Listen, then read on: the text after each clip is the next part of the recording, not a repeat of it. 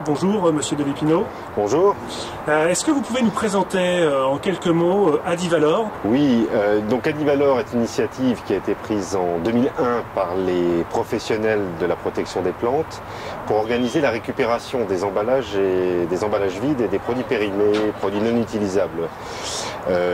Aujourd'hui, 10 ans après, nous collectons plus de 70% des emballages.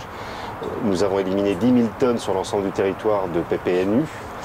Donc un dispositif qui est en place et qui est jugé exemplaire par les pouvoirs publics, avec qui nous avons tout récemment signé un nouvel accord cadre.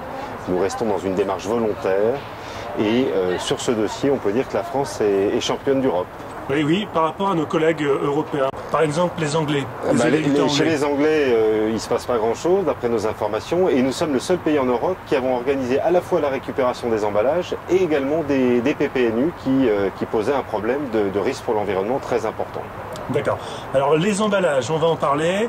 Donc, on met dans un sac les bidons vides, rincés, égouttés.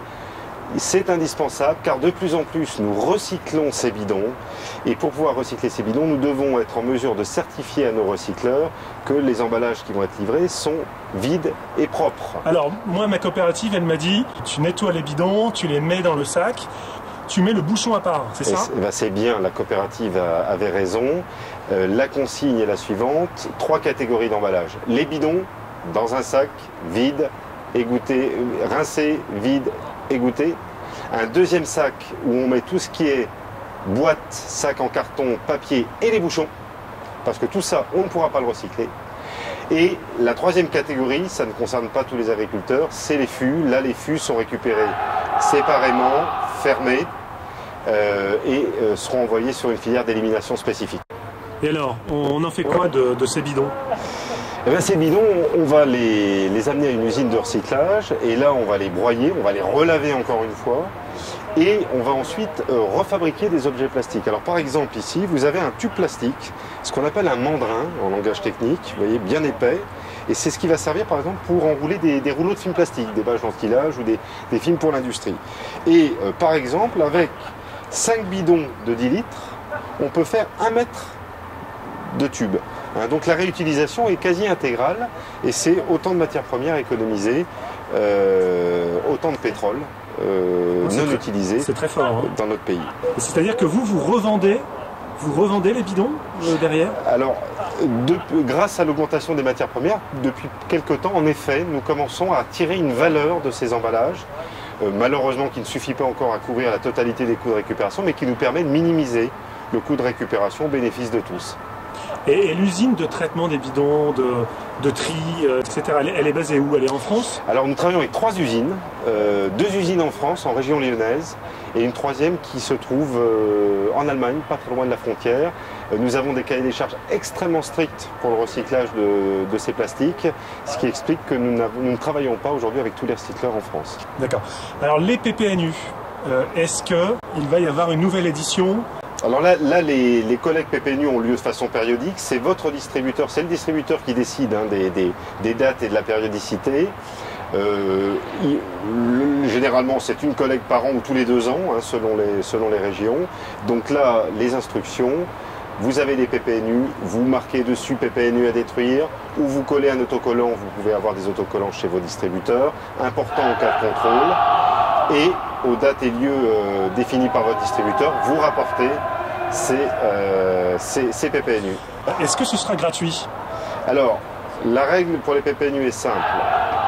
On a pendant 8 ans organisé des collectes gratuites de déstockage grâce à des subventions publiques, en particulier les subventions des agences de l'eau.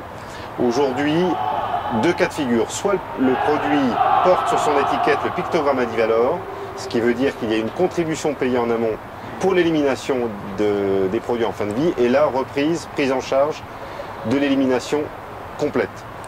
C'est la firme Phyto qui a payé ça? C'est la firme Phyto qui a payé. Dans le deuxième cas, sans pictogramme, là, participation forfaitaire à l'élimination qui vous sera demandée par le distributeur, d'un montant qui peut varier d'un minimum de 2 € du kilo. Et ça peut monter à combien? Si je vous dis que si vous faites appel à une entreprise de gestion des déchets, ça peut vous coûter de 5 à 10 € du kilo. Il s'agit bien là d'une participation. De toute façon, on ne demande pas d'une prise en charge complète, mais disons que ça va aussi entre 2 et 5 euros. Voilà.